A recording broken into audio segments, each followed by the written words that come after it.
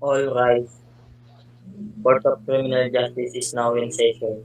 The Honorable Judge, Charles Kenneth Lumaban, is presiding. Thank you and be seated. Court now in session. Call the case. Court case number 2021-11-22 is now in session. Prosecution ready. Yes, Your Honor. Defense ready. Yes, Your Honor. Let's hear an opening statement from prosecutor. I am Jason Semper, the prosecutor in charge for case number 2021-11-22, asking for guilty verdict for four policemen for murder and two counts of attempted murder for killing of Eliseo Cervantes and the wounding of Elisa Nakpil and Ramon Flores. Will the defense would like to give an opening statement or would like to deeper the prosecution? I am Raquel Monton, the defense attorney in charge for case number 2021-11-2022.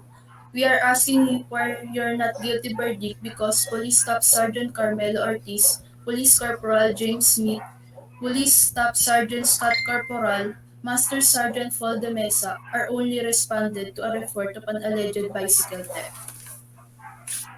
Prosecution, you may call your first witness. Yes, Your Honor. The prosecution would like to call Mr. Albert de la Cruz to witness stand. Will you please raise your right hand? Do you promise to tell the truth, the whole truth, and nothing but the truth? Yes, I do. May I proceed, Your Honor? Yes. Hello, please state your name for the court.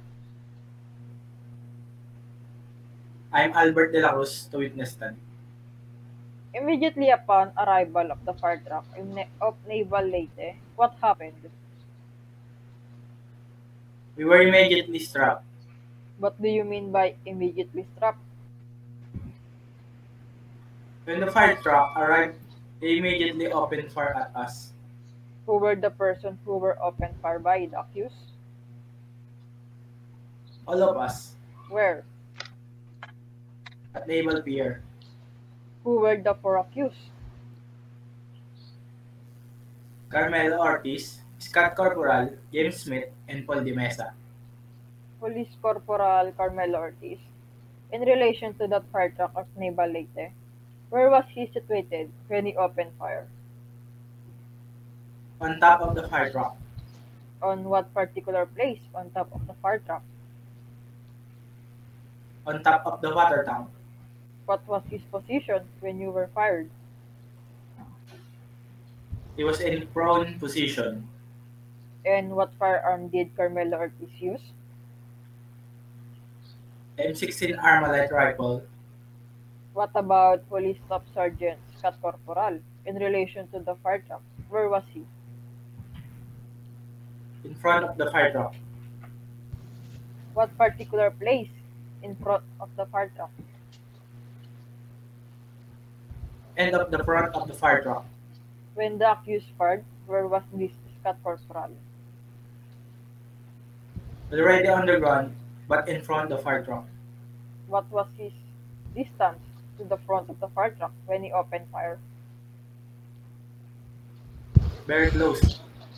What was the position of Scott Corporal when he opened fire?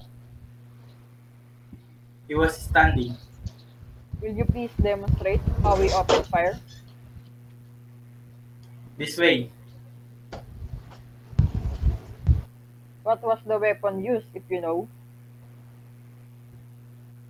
M16 rifle. Where was James Smith in relation to the fire truck? He was at the driver's seat. What about Police Master Sergeant Paul de Mesa in relation to the fire truck? Where was he? At the rear of the fire truck. At the time when he opened fire, what was his position? He was at the rear of the fire truck, pointing his firearm at us. What firearm? M16 rifle. From what place where Carmelo Ortiz opened fire? To the pump boat, what was the distance? 10 to 15 meters. That's all, Your Honor. Defense may cross-examine the witness. No, Your Honor. Prosecution, do you have any direct questions? No, Your Honor. Thank you, witness. You may go back to your seat. Prosecution, you may call your second witness. Yes, Your Honor. The prosecution would like to call Miss Elisa Nakpil to witness stand. Can you please raise your right hand? Do you promise to tell the truth, the whole truth, and nothing but the truth? Yes, I do. May I proceed, Your Honor? Yes. Hello, please state your name for the court. I am Elisa Nakpil. Okay. What was that incident about? The fire truck suddenly arrived, and while the fire truck was still running, I looked at the fire truck. How far was the fire truck run, if you can estimate? It was running fast. Where did it stop? It stopped at the fire. How did it stop? It stopped and only two jumped. That's all, Your Honor. Defense may cross-examine the witness. Yes, Your Honor. You said there were two jump. Yes, ma'am. How were you able to recognize them when that was in the evening of September 21, 2006? There was an electric light. How far did the fire truck stop in relation to the electric light? Very near. From what part of the fire truck did these two jump? One jumped from the rear, the other one from the front. Those who jump from the rear, if you will see them again, were you able to recognize? Only one. Yes, ma'am. Thank you, Your Honor. No further questions. Prosecution, do you have any direct questions? Yes, Your Honor. Witness. Do you know where Carmelo Ortiz was at the time when the fire truck arrived? Yes, ma'am. Where was Carmelo Ortiz? He was on the top of the fire truck. What was his position on top of the fire truck? He was in a prone position.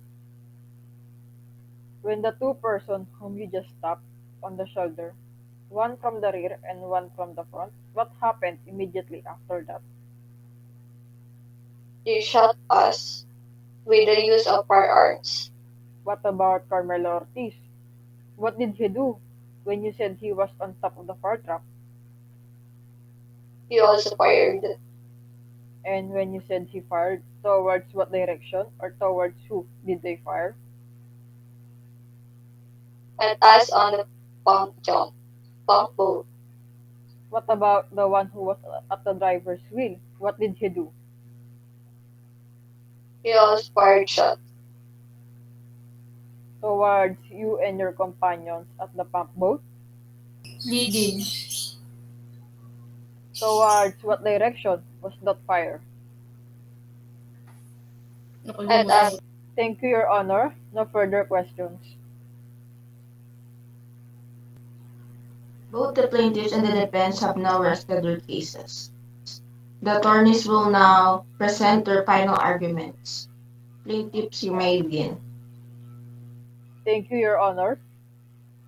Your Honor, today you hear the testimony about four policemen who murdered Eliseo Cervantes and attempted murder for wounding of Elisa Nakpil and Ramon Flores.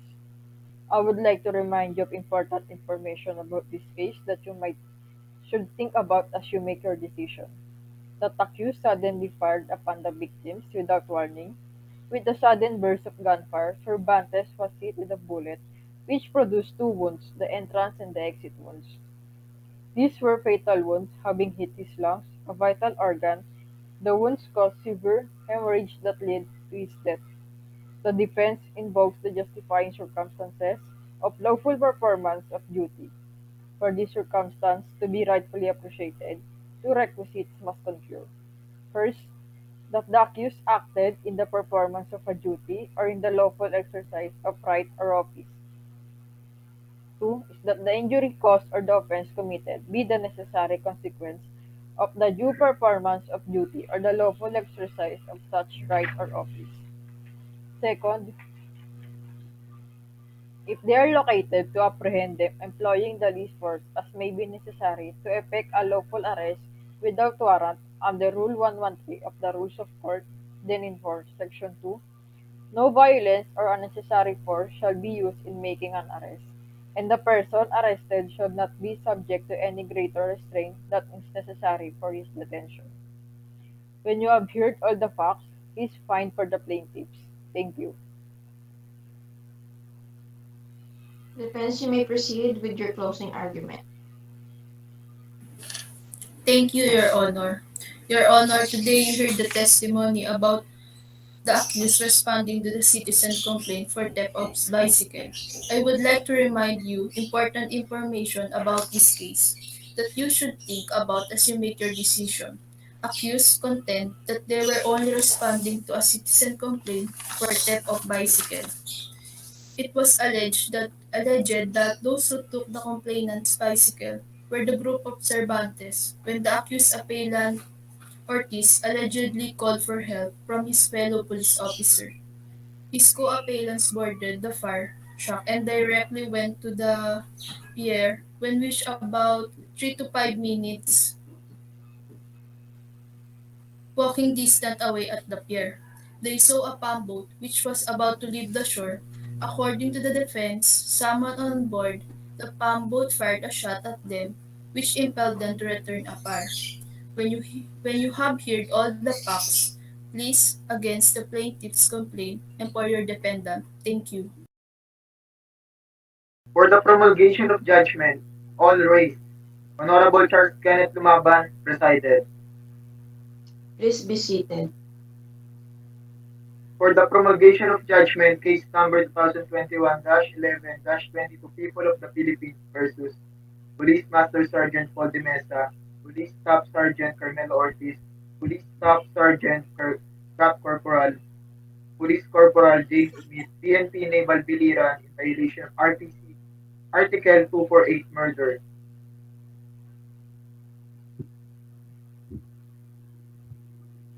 Read the verdict. We call on the accused to please come forward. Police Staff Sergeant Carmelo Ortiz. Police Staff Sergeant Scott Corporal. Police Corporal James Smith. Police Master Sergeant Paul de Mesa. Case number 2021-11-22, People of the Philippines versus Police Master Sergeant Paul de Mesa, Police Staff Sergeant Carmelo Ortiz, Police Staff Sergeant Scott Corporal, Police Corporal James Smith, PNP, Naval Biliran, accused of murder and attempted murder. Considering the testimonies of the witnesses of both parties and after a true examination of facts and circumstances that the court pertinent laws define under RPC Article 248 murder, any person when not falling within the provision of Article 246 shall kill another shall be guilty of murder and shall be punished by reclusion temporal in its maximum period to death if committed with any of the following attendant circumstances. First, with treachery, taking advantage of superior strength with the aid of armed men or employing means to weaken the defense or the means or person to assure or afford impunity. Second, in consideration of a price, reward, or promises. Third, by means of inundation, fire, poison, explosion, shipwreck, stranding of a vessel, derailment or assault upon a streetcar or locomotive, fall of an airship, by means of motor vehicles, or with the use of any other means involving great waste and ruin. Fourth, on occasion of any the calamities enumerated in the preceding paragraph, or of the earthquake, eruption of a volcano, destructive cyclone, epidemic, or other public calamity, if, with evident premeditation. 6. With cruelty, by deliberately and inhumanly augmenting the suffering of a victim or outraging at his person or corpse. As the other two cases, the crime committed are less serious physical injuries and slight physical injuries. The penalty for these are prescribed in Article 265 and 266 of the Revised Penal Code. The relevant portion of which reads Article 265, less serious physical injury.